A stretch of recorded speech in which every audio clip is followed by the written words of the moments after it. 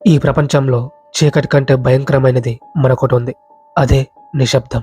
కానీ ఆ నిశ్శబ్దం చావుకేకగా మారితే, ఆ కేక ప్రతి రాత్రి సరిగ్గా 12 గంటలకు మీ ఇంటి తలుపు తడితే, దట్టమైన అడవుల మధ్య నాగరికతకు దూరంగా ఉన్న ఒక చిన్న గ్రామం రుద్రవరం.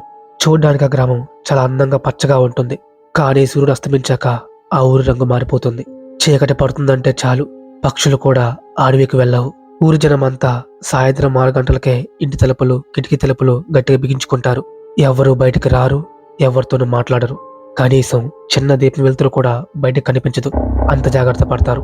ఆ ఊరికి సరిగ్గా 2 మైళ్ళ దూరంలో ఒక నది ఒడ్డున ఒక పాత శ్మశానం ఉంది. ఆ శ్మశానం వైపు పగలు కూడా ఎవరూ వెళ్లరు.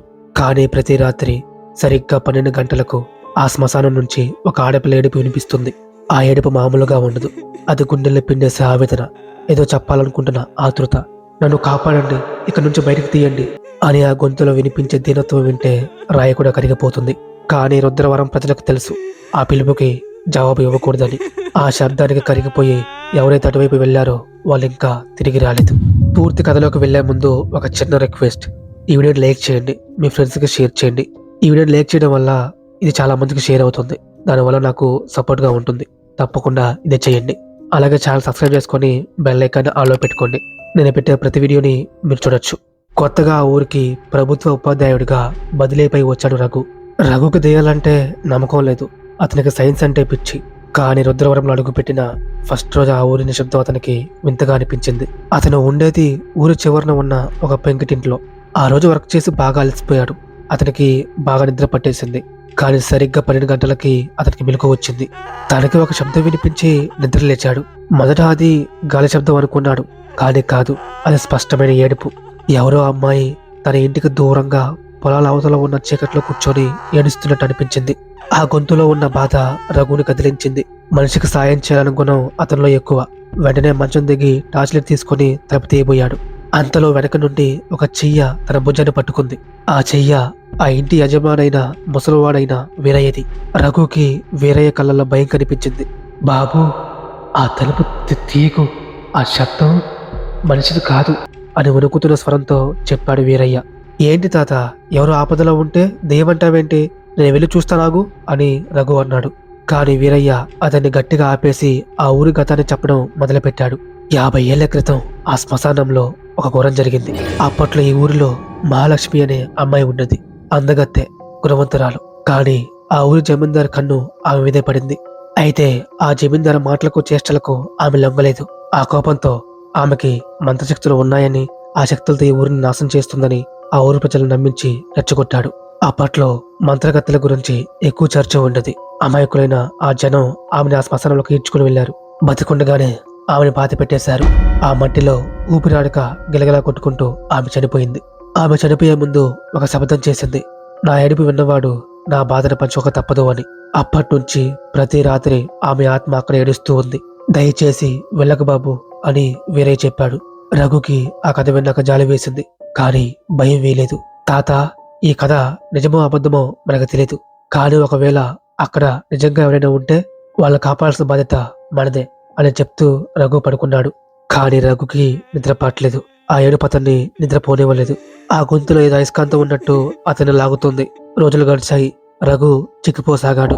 ఆరోగ్యంగా దిట్టంగా ఉన్న మనిషి సన్నబడిపోతున్నాడు. ఆ ఏడుపు విన్న ప్రతిసారి అతని తలలో నరాలు తెగిపోయేంత నొప్పి వచ్చేది. ఇక లాభం లేదనుకున్నాడు.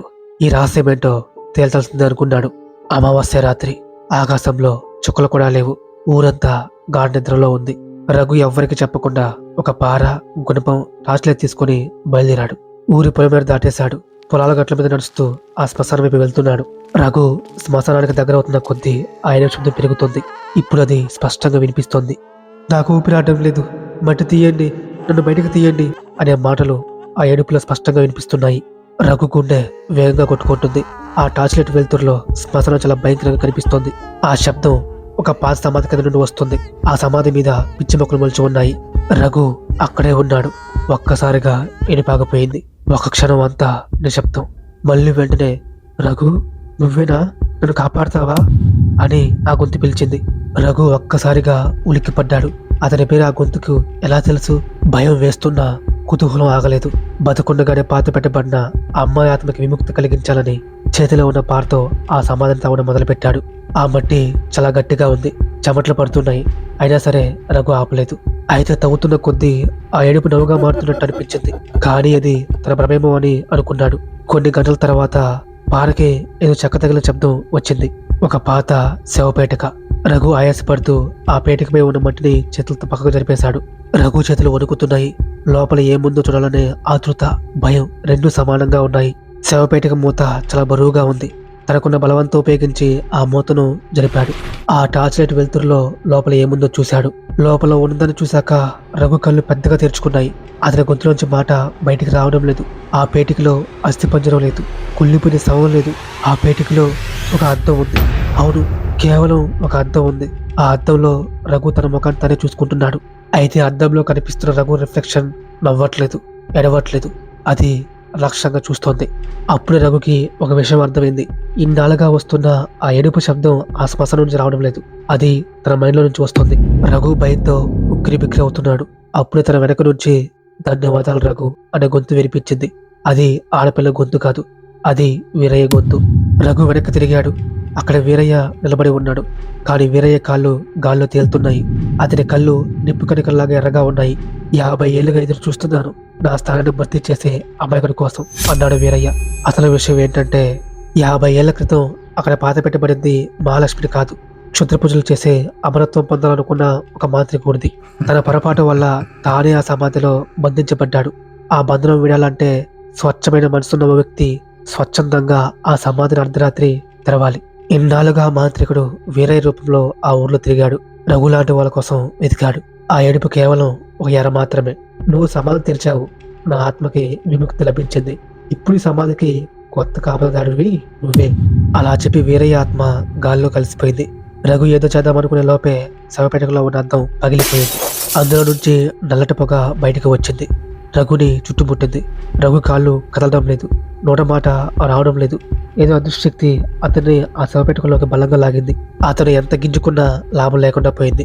దళేలమని శవపేటక మూతపడిపోయింది. అప్పటి వరకు గట్టి మీద ఉన్న మట్టి అంతా ఒక్కసారిగా జారి ఆ గొంతును పూర్తి చేసింది.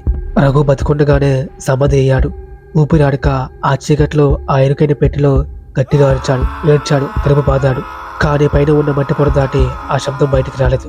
మరుసటి ఉదయం రుద్రవరం మళ్ళీ మామూలుగానే ఉంది. ఆ శ్మశానం గురించి తెలుసుకొని ఆ టీచర్ రఘు రాత్రికి రాత్రి ఊరు వదిలి పారిపోయాడని చెప్పేసి వాళ్ళంతా అనుకున్నారు. రాత్రి అయింది. సరిగ్గా 12 గంటలు. ఆ ఏడుపు మళ్ళీ మొదలైంది. ఈసారి అది ఆడపిల్ల గొంతు కాదు, ఒక మగవాడి గొంతు. నన్ను కాపాడండి, నన్ను కాపాడండి, ప్లీజ్ బయటకు తీయండి అని గట్టిగా ఏడుస్తున్నాడు. గ్రామస్తులు ఆ శబ్దం విన్నారు. కిటికీలు ఇంకా గట్టిగా బిగించుకున్నారు.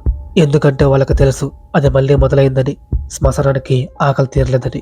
చీకటిలో ఆ మట్టి కింద రఘు ఇంకా ఏడుస్తూనే ఉన్నాడు. ఎవరైనా వచ్చి ఆ సమాధిని తెరిచే వరకు, తన స్థానంలో మరొకరు సమాధి అయ్యే వరకు ఆ ఏడుపు ఆగదు. ఫ్రెండ్స్, ఈ స్టోరీ ఎలా అనిపించిందో కమెంట్ చేయండి. తప్పకుండా ఈ వీడియోని లైక్ చేయండి, మీ ఫ్రెండ్స్కి షేర్ చేయండి.